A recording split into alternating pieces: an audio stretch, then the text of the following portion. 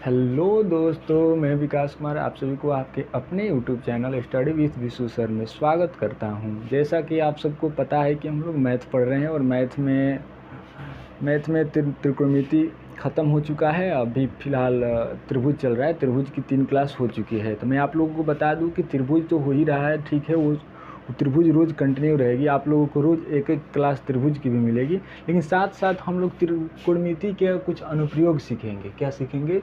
त्रिकोणमिति के अनुप्रयोग सीखेंगे। यहाँ पर थोड़ा गलत हो गया है, ध्यान दीजिएगा। त्रिकोणमिति के कुछ अनुप्रयोग, मतलब त्रिकोणमिति तो हम लोग सीख चुके हैं। त्रिकोणमितीय अनुपात सीख चुके हैं, त्रिकोणमितीय सर्वसमीकाएँ सीख चुके हैं, लेकिन त्रिकोणमिति का प्रयोग कहाँ होता है, त्रिकोणमिति का काम क्या है, यही आज हम पढ़ेंगे।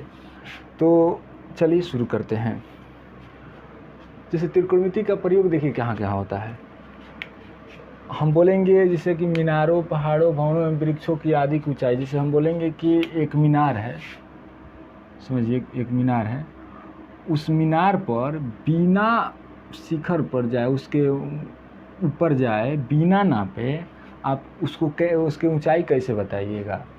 या पहाड़ है, बिना पहाड़ पर चढ़े ऊंचाई कैसे बताइएगा, भवन पर, वृक्ष पर। तो वही इसमें त्रिकोणमिति में हम लोग सीखेंगे। त्रिकोणमिति में देखिए लंबी लंबी दूरियां भी मापी जाती है। खगोल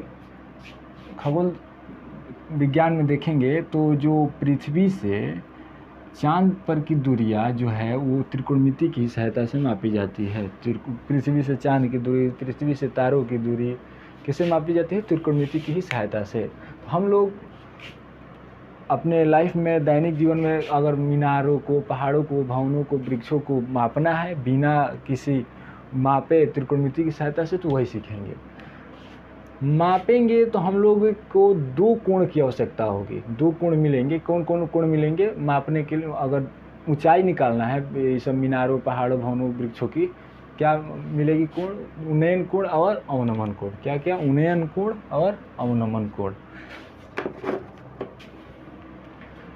उन्नयन कोण और अवनमन कोण क्या होता है उसको समझने से पहले हम लोग 2 रेखा समझेंगे, दृष्टि रेखा और क्षैतिज रेखा। तो दृष्टि रेखा देखिए क्या होती है। किसी दर्शक की आँख और देखी जाने वाली वस्तु को मिलाने वाली रेखा को क्या बोलते हैं? दृष्टि रेखा बोलते हैं। देखिए क्या बोल रहा है, दृष्टि रेखा किसे कहते हैं? किसी दर्शक मतलब देखिए कोई, जिसे हम अभी इस बोर्ड को देख रहे हैं तो हम दर्शक हुए, और किसे देख रहे हैं? बोर्ड को। देखने वाला क्या होता है? दर्शक होता है। तो बोल रहा है कि किसी को भी देखिए, वस्तु, आदमी या कुछ भी हो, जो देखने वाला क्या होता है? वो क्या होता है? दर्शक होता है। तो दर्शक की आँख और देखी जाने वाली वस्तु। अगर दर्शक की आँख किस वस्तु को देखेंगे तो जिसको देखेंगे वो कोई वस्तु होगी या कोई होगा, जो कोई भी हो, तो ये क्या होता है? दृष्टि रेखा। जो दर्शक की आँख है ना, मानिए यहाँ पर कोई दर्शक है, ये दर्शक की आँख है, समझिए ये दर्शक की आँख है। दर्शक की आँख और देखी जाने वाली वस्तु को मिलाने वाली रेखा। मान लीजिए कि यहाँ से कोई एक वस्तु है, इधर यहाँ पर मान लीजिए, यहाँ पर बाल्टी मान लेते हैं, बाल्टी। तो अगर ये दर्शक की आँख इस बाल्टी को देखेगी तो एक सीधी जो लाइन, ये बाल्टी को देखने से ये जो सीधी लाइन बनेगा ना, इस सीधी लाइन, इसको क्या बोलते हैं? दृष्टि रेखा। क्या बोलेंगे? दृष्टि रेखा। देखिए फिर से समझा रहे हैं। क्या होता है? दर्शक की आँख और देखी जाने वाली वस्तु, अगर किसी वस्तु को देखना है वो वस्तु ले लीजिए, और जो देख रहा है उसका आँख ले लीजिए। वो दोनों को मिलाने से सीधी रेखा को, जो लाइन बनती है, जो रेखा बनती है, उसको क्या बोलते हैं? दृष्टि रेखा बोलते हैं। नेक्स्ट है क्षैतिज रेखा। क्षैतिज रेखा किसे बोलते हैं? तो पृथ्वी तल के समानांतर खींची गई सरल रेखा को क्या बोलते हैं? क्षैतिज रेखा बोलते हैं। देखिएगा ध्यान से। मान लीजिए कि ये पृथ्वी है, पृथ्वी तल से हम लोग अनगिनत रेखाएं खींच सकते हैं। ये भी है। समांतर खींचना हो, समांतर खींचेंगे, जो खींचेंगे। अनगिनत रेखा, पृथ्वी तल के समानांतर अनगिनत रेखाएं खींच सकते हैं हम लोग। तो तो बोल रहा है कि पृथ्वी तल के समांतर खींची गई सरल रेखा को क्या बोलते हैं? क्षैतिज रेखा बोलते हैं। तो जितने भी आपको नज़र आ रहे हैं रेखा, ये क्या है? पृथ्वी है। तो जितने भी इसके ऊपर नज़र आ रहे हैं सभी क्या है? क्षैतिज रेखा है। क्या है? क्षैतिज रेखा। क्षैतिज रेखा किसे कहते हैं? एक बार बोलिएगा। क्षैतिज रेखा वो रेखा है जो पृथ्वी तल के समानांतर खींची जाती है। तो पृथ्वी के तल के समांतर जो जितनी भी रेखाएं खींचेंगी उन रेखाओं को क्या बोलते हैं? क्षैतिज रेखा बोलते हैं। अब उन्नयन कोण समझेंगे। उन्नयन कोण क्या होता है? उन्नयन कोण जब वस्तु दर्शक से ऊपर हो, जब वस्तु दर्शक से ऊपर हो तब दृष्टि रेखा और दर्शक की आंख से गुजरने वाली क्षैतिज रेखा के बीच बने कोण को उस वस्तु का उन्नयन कोण कहते हैं। उन्नयन कोण किसे कहते हैं? जब वस्तु दर्शक के ऊपर हो, जब वस्तु, मान लीजिए ये कोई दर्शक है, ये दर्शक किस पर होगा? धरती के तल पर होगा, पृथ्वी के तल पर होगा। ये कोई दर्शक है, यहाँ खड़ा है। यहाँ बोल रहा है कि जब कोई वस्तु दर्शक से ऊपर हो, ऊपर मान लीजिए कि यहाँ पर कोई, मान लीजिए यहाँ पर कोई मकान है, कोई बिल्डिंग है समझिए। तो बिल्डिंग है तो उसके छत पर मान लीजिए कुछ रखा है, कुछ वस्तु है रखी है। तो अब बताइए हम क्या बोलेंगे? ये क्या है? दर्शक है। ये दर्शक है। और ये कोई भवन है, भवन के छत पर कोई वस्तु रखी गई है। तो अब क्या बोलेंगे कि ये जो दर्शक से ऊपर वस्तु नहीं है। देखिए, जब वस्तु दर्शक से ऊपर हो, दर्शक यहाँ पर है और वस्तु ऊपर है, तो क्या बोलेंगे? इसमें क्या है? दर्शक नीचे है और वस्तु ऊपर है हो, तब क्या होता है? तब दृष्टि रेखा। ऐसे देखिए, दृष्टि रेखा क्या होता है हम समझाएं अभी। दर्शक का जो आँख होता है और जो ये दर्शक का आँख और दर्शक जो जिस वस्तु को देख रहा है, इसमें बीच में जो लाइन होती है क्या होती है? क्या होती है? दृष्टि रेखा होती है। तो दर्शक का आँख है यहाँ पर और ये वस्तु है, तो ये जो बीच की लाइन होगी, सीधी लाइन क्या होगी?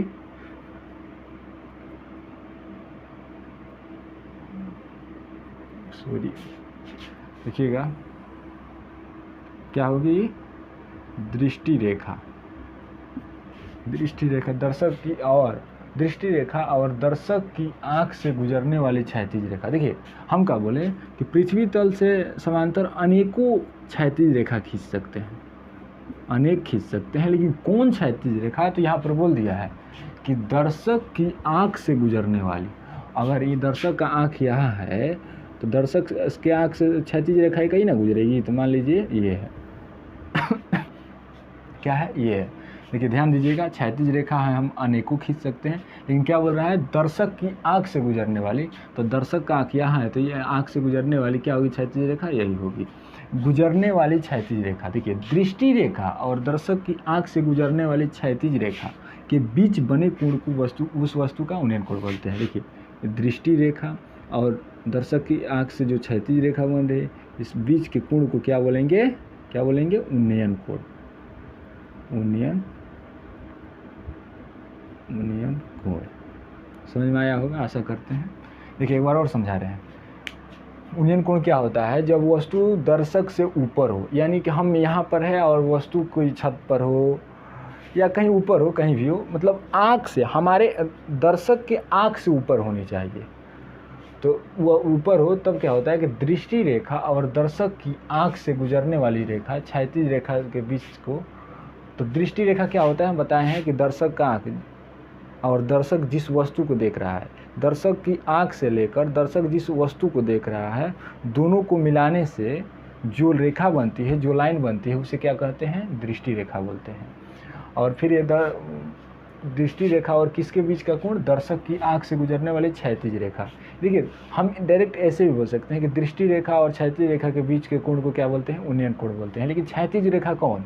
क्षैतिज रेखा तो एक यहाँ भी खींची जा सकती है, एक यहाँ भी खींची जा सकती है, बहुत अनेकों क्षैतिज रेखाएं खींची जाएगी। इधर भी जो होगी क्षैतिज रेखा होगी, लेकिन कौन? देखिए बोला है दर्शक की आंख से गुजरने वाली, तो दर्शक का आंख यहाँ है, तो दर्शक की आंख से गुजरने वाली क्षैतिज रेखा है, ओनली वन यही होगी, केवल एक ही होगी, यही होगी। तो इस दोनों को ये दर्शक की आंख से जो क्षैतिज रेखा है और ये दृष्टि रेखा है, इसके बीच का जो कोण है इसको क्या बोलेंगे? उन्नयन कोण बोलेंगे।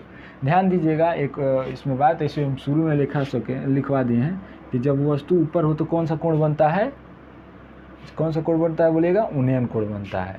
यानी हम ये नहीं कह सकते हैं कि दर्शक की आंख से जो क्षैतिज रेखा होगा उससे उन्नयन कोण ऊपर बनेगा या नीचे। तो देखिए, दर्शक का आंख से जो क्षैतिज रेखा है इससे ऊपर बन रहा है कि नीचे? तो देखिए ऊपर बन रहा है। तो क्या बोलेंगे कि उन्नयन कोण कोई भी उन्नयन कोण बनेंगे कैसे बनेंगे? जो दर्शक की आंख से क्षैतिज रेखा होगी उसके ऊपर बनेंगे। और उन्नयन कोण कब बनते हैं? जब वस्तु दर्शक के आंख से ऊपर हो, यानी दर्शक से ऊपर हो। कब उन्नयन कोण बनेंगे? जब वस्तु दर्शक के आंख से ऊपर हो, मतलब दर्शक नीचे है तो वस्तु ऊपर होनी चाहिए। और उन्नयन कोण कहाँ बनता है? तो दर्शक के आंख से जो क्षैतिज रेखा है उसके ऊपर बनता है। ये ऑब्जेक्टिव में पूछ सकता है, ध्यान दीजिएगा। आशा करते हैं उन्नयन कोण आप लोग समझ गए होंगे। अब अवनमन कोण समझेंगे।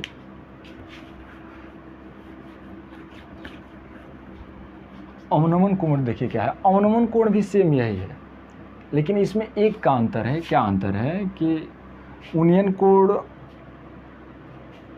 दर्शक के जो आँख है, आँख से ऊपर बन रहा था, लेकिन अवनमन कोण दर्शक के आँख से नीचे बनेगा।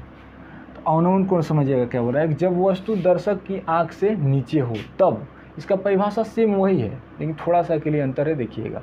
तब दृष्टि रेखा और दर्शक की आँख से गुजरने वाली क्षैतिज रेखा के बीच से बने कोण वही है।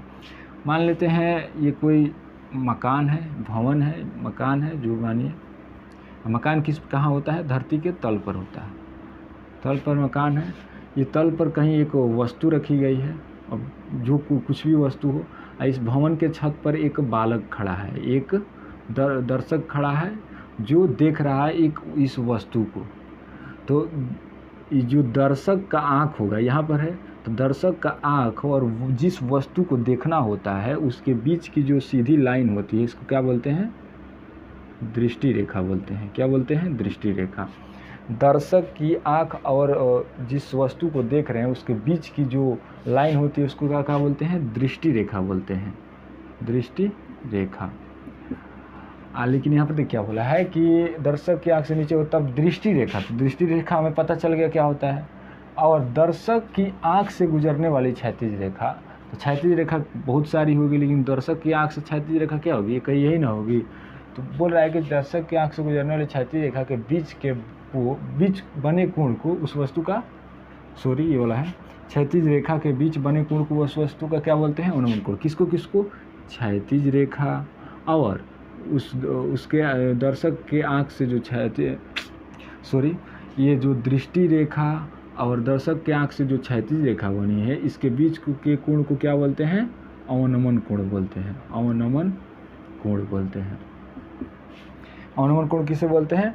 दृष्टि रेखा और दर्शक के आँख से जो क्षैतिज रेखा बनी है इसके बीच के कोण को क्या बोलेंगे? अवनमन कोण बोलेंगे। क्या बोलेंगे? अवनमन कोण बोलेंगे।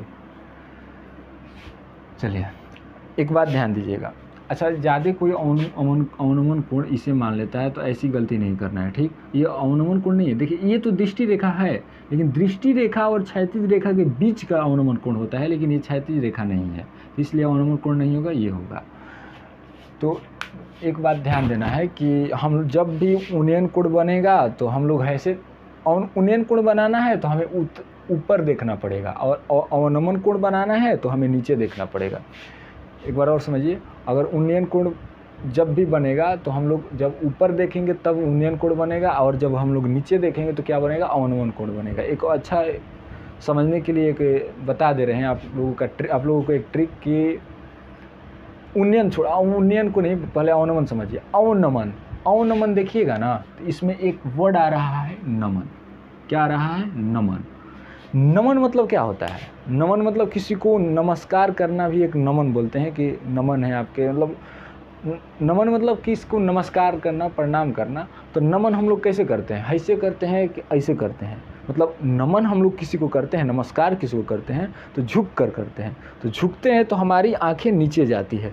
तो इसी प्रकार अवनमन भी बनेगा, तो हमें कोई किसी नीचे वाली वस्तु को देखेंगे तब अवनमन होगा, और नहीं तो ऐसे अगर ऊपर देखते हैं तो क्या होगा, उन्नयन होगा। यानी कि ऊपर देखने से क्या बनता है, उन्नयन, नीचे देखने से क्या बनता है, अवनमन। चलिए, लेकिन ध्यान दीजिएगा, उन्नयन कोण हो या अवनमन कोण हो, दोनों दर्शक की आंख से गुजरने वाली क्षैतिज रेखा और दृष्टि रेखा के बीच बनते हैं। किसके किसके बीच बनते हैं, दृष्टि रेखा और क्षैतिज रेखा के बीच में बनते हैं। दृष्टि रेखा और क्षैतिज रेखा के बीच में बनते हैं कौन, दोनों कोण, उन्नयन कोण और अवनमन कोण। दोनों कोण किसके किसके बीच बनते हैं, दृष्टि रेखा और क्षैतिज रेखा के बीच बनते हैं। लेकिन उन्नयन कोण दर्शक से ऊपर बनता है, दर्शक की आंख से ऊपर बनता है, और अवनमन कोण दर्शक की आंख से नीचे बनता है। तो ऐसे ऐसे ध्यान देना है।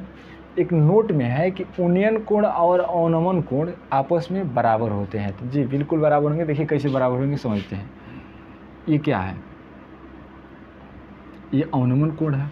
हम बोलेंगे कि बताइए, यहाँ से अगर उस यहाँ पर कोई वस्तु होगा, चाहे कोई व्यक्ति होगा, इसे देख रहा होगा, तो इसके लिए ऊपर देखेगा तो क्या बनेगा, ऊपर देखेगा तो बनेगा क्या, बोलिए क्या बनेगा, उन्नयन कोण बनेगा। यहाँ पर ये कोई भी व्यक्ति अगर ऊपर देखता है तो क्या बनता है, उन्नयन कोण बनता है। अगर नीचे देखता है तो क्या बनता है, अवनमन कोण बनता है। तो यहाँ पर है, इस ऊपर देख रहा है इस छत पर, तो क्या बनेगा, ये उन्नयन कोण बनेगा। क्या बनेगा, उन्नयन कोण बनेगा। ये क्या है, क्षैतिज रेखा है, क्षैतिज रेखा। तो देखिएगा उन्नयन कोण है। लेकिन हम लोग देखें, एगो थ्योरम पढ़े होंगे ज्यामिति में, कि जब दो रेखाएं समांतर हो तो ये समांतर रेखा को एक तिर्यक रेखा काटे तो अंतः एकांतर कोण बराबर होते हैं। अंतः मतलब दो अंदर, एकांतर मतलब एक इधर तो एक इधर, तो अंतः एकांतर कोण क्या होते हैं, बराबर होते हैं। अंतः एकांतर ये भी हो जाएगा, बराबर होते हैं। तो ध्यान दीजिए, ये क्या है, समांतर है, समांतर नहीं है, ये दोनों, ये क्षैतिज तल, क्षैतिज रेखा क्या होती है, आपस में समांतर होती है। क्षैतिज रेखा किसके समांतर होती है, धरती के तल यानी पृथ्वी के तल के। तो ये पृथ्वी के तल है और ये क्षैतिज रेखा है, तो समांतर होगा, समांतर होगा। ये क्या है, एक तिर्यक रेखा है। क्या है, एक तिर्यक रेखा है। तो ये और ये कोण क्या होंगे, बराबर होंगे। कैसे, अंतः एकांतर कोण से। और ये देख रहे हैं अवनमन कोण है, ये देख रहे हैं उन्नयन कोण है। तो क्या बोल नहीं सकते हैं कि अवनमन कोण और उन्नयन कोण बराबर होते हैं। ऐसे सब में लगेगा नियम, ऐसा नहीं किसी में लगेगा। जो कोई भी आकृति लेंगे तो अवनमन कोण और उन्नयन कोण क्या होते हैं, आपस में बराबर होते हैं। आशा करते हैं आप लोग समझ गए होंगे। चलिए, समझ गए हो तो उतारिए फटाफट, हम एक दो क्वेश्चन सोल्व करवाएंगे।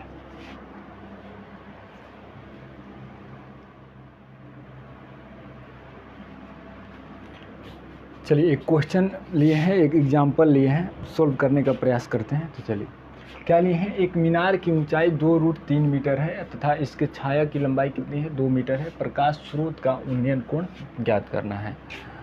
तो देखिए क्या करना है, एक मीनार की ऊंचाई, पहले एक मीनार बनाते हैं।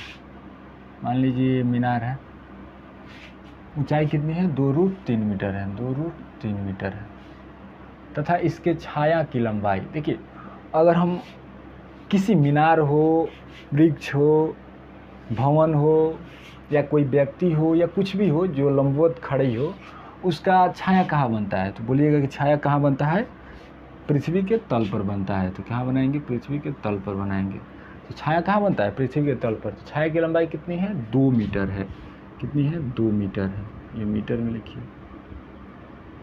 चलिए, अच्छा ध्यान दीजिएगा, हम लोग जो भी बनाएंगे त्रिकोणमिति के अनुप्रयोग चैप्टर में जो कुछ भी रहेगा, जैसे वृक्ष हो, मीनार हो, भवन हो, या कोई व्यक्ति खड़ा हो, जो भी होगा वो पृथ्वी के तल के लंबवत ही खड़ा रहेगा। इतना ध्यान दीजिएगा। ये मतलब अपने दिमाग में मत लाइएगा कि नहीं कहीं कहीं हम पेड़ देखें कि टेढ़ा हो जाता है, ऐसे खड़े हो जाता है, तो ये सब नहीं देखना है। जो भी खड़े करेंगे लंबवत खड़ा करेंगे। तो बोल रहा है कि प्रकाश स्रोत का उन्नयन कोण बताइए। प्रकाश स्रोत का, अच्छा देखिए, परछाई कब बनेगी, छाया कब बनेगा, जब प्रकाश होगा। विदाउट प्रकाश को तो छाया ही नहीं बनेगा। अब अंधेरे में खड़ा हो जाए तो छाया बनता है नहीं। तो कहीं से प्रकाश स्रोत होगा, प्रकाश आने का स्रोत होगा तो उसी को ना प्रकाश स्रोत बोलेंगे। तो प्रकाश स्रोत होगा तभी ना आ रहा होगा। तो मान लीजिए यही है प्रकाश स्रोत, मान लीजिए सूरज है, यहीं से प्रकाश आ रहा है, तो बोल रहा है कि प्रकाश स्रोत क्या उन्नयन कोण बताना है। समझिए, ये मान लेते हैं उन्नयन कोण थीटा है। प्रकाश, देखिए क्या पूछ रहा है, प्रकाश स्रोत का उन्नयन कोण, मतलब हम लोग छाया कितनी है मीनार की, 2√3 मीटर मीनार की ऊंचाई है और छाया कितनी है 2 मीटर है। तो प्रकाश स्रोत का उन्नयन कोण पूछ रहा है। तो प्रकाश स्रोत देखिए, जहाँ से प्रकाश आता है उसको प्रकाश स्रोत बोलते हैं। तो हम प्रकाश स्रोत का उन्नयन कोण पूछने का मतलब है कि जहाँ छाया आ रही है वहाँ से प्रकाश स्रोत कितना मतलब डिग्री पर है। तो ये मतलब ये थीटा निकालना है। तो क्या करेंगे, देखिएगा यहाँ पर ये थीटा है और ये 90 डिग्री है। तो 90 डिग्री के सामने वाला भुजा क्या होती है, कर्ण होती है। क्या होती है, कर्ण। और ये थीटा के सामने वाला क्या है, लंब है। और ये थीटा के संलग्न जो सटी हुई है, जो शेष बच रही है, उसको क्या बोलेंगे, आधार। तो अगर हम कोई भी ले लेते हैं, पहले हम थीटा लेते हैं, ये क्या है, लंब है, ये क्या है, आधार है। तो ये लेंगे, क्या लेंगे, sine theta equal to, sine theta नहीं लेंगे, टेन थीटा लेंगे, क्योंकि हमें क्या क्या पता है, लंब पता है और आधार पता है। थीटा के लिए क्या पता है, लंब पता है और आधार पता है, कर्ण नहीं पता है। अब पता है कि लंब और आधार किस में होते हैं, या तो टेन में होते हैं या कॉट में होते हैं। तो दोनों में से कोई एक को लेना है। तो टेन थीटा बराबर क्या होता है, लंब बटा आधार। टेन थीटा बराबर लंब कितना है, 2√3 है और आधार कितना है, 2 है। 2 कट जाएगा, क्या होगा, टेन थीटा बराबर √3, यानी टेन थीटा बराबर टेन √3। टेन इतना पता होगा कि टेन 60 डिग्री का मान क्या होता है, √3 होता है। यानी कि टेन तुलना करेंगे, tan theta equal to tan 60, यानी कि थीटा का मान कितना है, 60 डिग्री। तो थीटा का मान कितना होगा, 60 डिग्री होगा। उतर लीजिए। चलिए आज इतना ही पढ़ा कर स्टॉप करेंगे क्लास को, और आगे नेक्स्ट क्लास में बहुत सारा क्वेश्चन सोल्व करेंगे। इसमें जो 9.1 है NCERT का, उसमें सोल्व करने का प्रयास करेंगे। चलिए, थैंक यू।